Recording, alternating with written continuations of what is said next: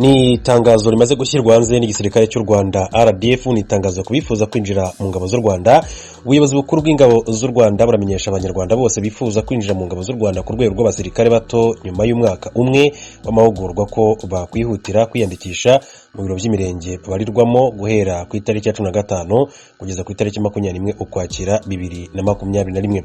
Abiyandikisha ni abasore n'inkumi bujuje ibikurikira: kuba ari umunyarwanda, kuba afite imyaka 18 kandi atarengeje 23, kuba afite ubuzima buzira umuze bikemezwa na muganga wemewe na leta, kuba atarakatiwe n'inkiko, kuba atarigeze yirukanwa mu mirimo ya leta kireka gusa yaba yarakuweho ubwo busembwa, kutagaragara ku rutonde rw'abirukanywe mu mirimo ya leta, kuba ari indakemwa mu mico no mu myifatire, kuba afite ubushake bwo kwinjira mu ngabo z'u Rwanda, kuba ari ingaragu, kuba afite kandi icyemezo kigaragaza ko yarangije byibuze amashuri 3 yisumbuye kuzamura, gutsinda ibizamini bizatangwa byo kwinjira muri aka kazi. Abiyandikisha basabwa kwitwaza ibikurikira: indangamuntu, icyemezo cyerekana amashuri wize, icyemezo cy'ubudakemwa mu mico no myifatire gitangwa n'ubuyobozi bw'umurenge, icyemezo cyo kuba rero utarakatiwe n'inkiko. Abiyandikishije kandi bazakora ibizamini by'ijonjora kuva ku itariki 22 kugeza ku itariki 31 Ukwakira 2021 saa 2 za mu gitondo ahakurikira: mu ntara y'Amajyaruguru kuva ku itariki 22 kugeza ku itariki 26 Ukwakira, mu karere ka Gicumbi ni ku itariki 22 Ukwakira 21 kuri stade ya Gicumbi, mu karere ka Burera ni ku itariki 23 Ukwakira 21 ku biro by'akarere, mu karere ka Musanze ni ku itariki 24 Ukwakira kuri stade Ubworoherane, mu karere ka Gakenke ni ku itariki 25 Ukwakira 2021 ku kibuga cy'umupira cya Ngando, mu karere ka Rulindo ni ku itariki 26 Ukwakira ku kibuga cya Gasiza, mu mujyi wa Kigali ku itariki ya 27 kugeza ku itariki 31 Ukwakira 2021, mu karere ka Nyarugenge ni ku itariki 27 Ukwakira 2021 kuri stade ya Kigali Nyamirambo, mu karere ka Kicukiro ni ku itariki 28 na 29 Ukwakira 2021 kuri stade ya PRC Kicukiro, mu karere ka Gasabo ni ku itariki ya 30 na tariki 31 Ukwakira 2021 kuri stade ya Yirika, mu ntara ya Amajyepfo kuva ku itariki 22 kugeza ku itariki 29 Ukwakira 2021 mu karere ka Nyamagabe ni ku itariki ya 22 Ukwakira 2021 kuri stade ya Nyamagabe, mu karere ka Nyaruguru ni ku itariki 23 Ukwakira 2021 ku kibuga cy'umupira cya Ndago, mu karere ka Gisagara ni ku itariki 24 Ukwakira ku biro by'akarere, mu karere ka Huye ni ku itariki 25 Ukwakira 2021 kuri stade ya Huye, mu karere ka Nyanza ni ku itariki 26 Ukwakira 2021 kuri stade ya Nyanza, mu karere ka Ruhango ni ku itariki ya 27 Ukwakira ku biro by'akarere, mu karere ka Muhanga ni ku itariki 28 Ukwakira kuri stade ya Muhanga, mu karere ka Kamonyi ni ku itariki 29 Ukwakira ku biro by'aka karere. Mu ntara y'Iburasirazuba hagati y'itariki 22 n'itariki 30 Ukwakira 2021 mu karere ka Kirehe ni ku itariki 22 Ukwakira 2021 ku biro by'akarere, mu karere ka Ngoma ni ku itariki 23 Ukwakira 2021 ku kibuga cy'umupira cya Ngoma, mu karere ka Nyagatare ni ku itariki ya 24 n'itariki 25 Ukwakira 2021 ku kibuga cy'umupira cya Nyagatare, mu karere ka Gatsibo ni ku itariki 26 Ukwakira 2021 ku biro by'akarere ka Gatsibo, mu karere ka Kayonza ni ku itariki 27 n'itariki 28 Ukwakira ku biro by'akarere ka Kayonza, mu karere ka Rwamagana ni hagati y'itariki 29 Ukwakira 2021 ku biro by'akarere, mu karere ka Bugesera ni ku itariki ya 30 Ukwakira 2021 ku kibuga cy'umupira cya Bugesera. Hanyuma mu ntara y'Iburengerazuba ni hagati y'itariki 22 n'itariki 28 Ukwakira 2021 mu karere ka Rusizi, bizaba ku itariki 22 Ukwakira 2021 kuri stade ya Rusizi, mu karere ka Nyamasheke ku itariki 23 Ukwakira 2021 ku biro by'akarere, mu karere ka Karongi ku itariki 24 Ukwakira 2021 ku biro by'akarere, mu karere ka Rutsiro ku itariki 25 Ukwakira kuri stade ya Rutsiro, mu karere ka Rubavu ni ku itariki 26 Ukwakira 2021 kuri stade ya Rubavu,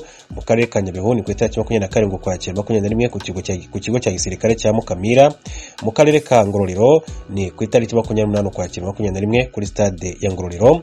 Ni itangazo rero mushobora no gusanga cyangwa se mukarisanga ku rubuga rwa Minisiteri y'Ingabo z'u Rwanda arirwo wa3.mod.gov.rw, bikaba bikorewe i Kigali ku itariki ya 13 Ukwakira 2021.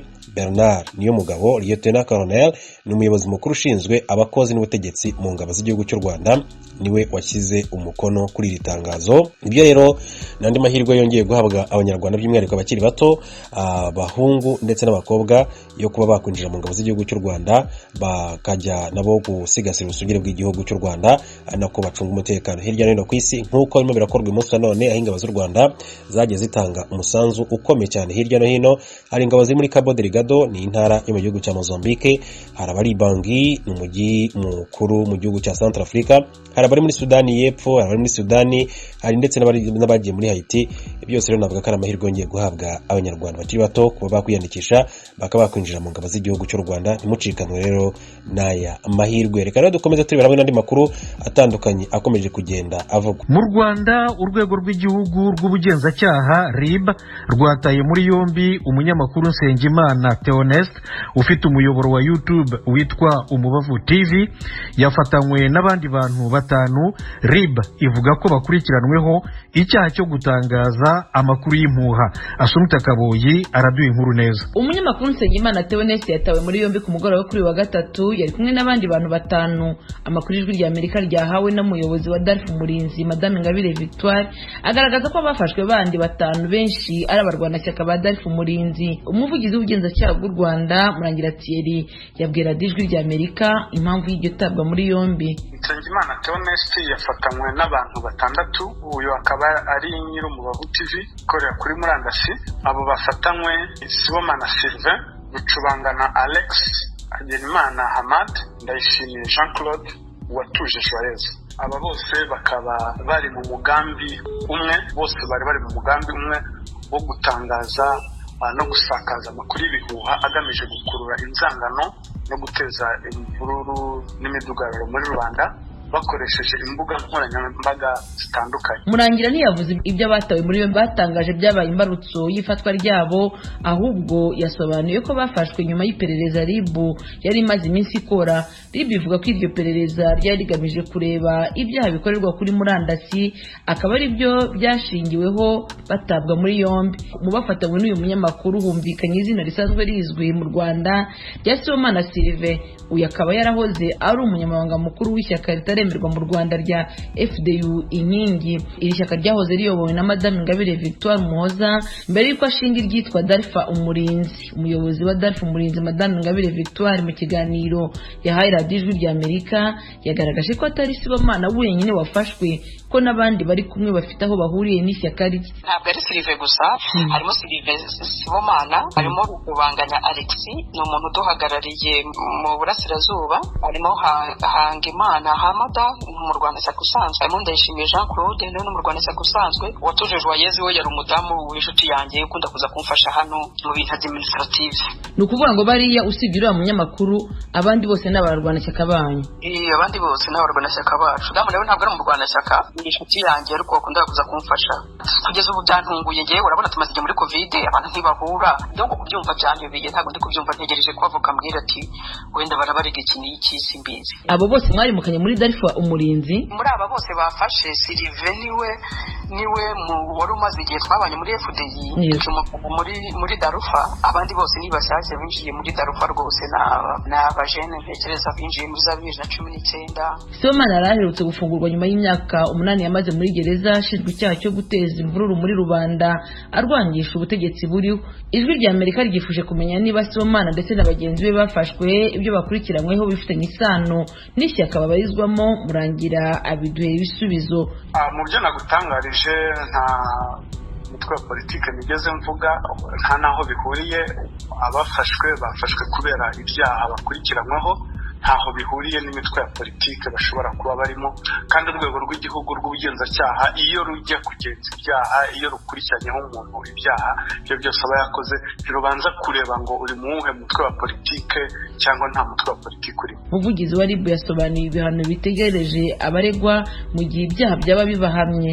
Ni ibyaha bitatu bifite ibihano bitandukanye. Igito gifite gihanishwa hagati y'imyaka 3 n'5, igikuru ni hagati y'imyaka 10 na 15. Ubwo rero urukiko nirwo ruzagena ibihano bashingiye ku byaha bazahabwa. RIB yatangaje ko abafashwe bafungiye kuri sitasiyo ya Remera na Kicukiro ndetse ko iperereza rikomeje kugira ngo dosiye yabo ishyikirizwe ubushinjacyaha.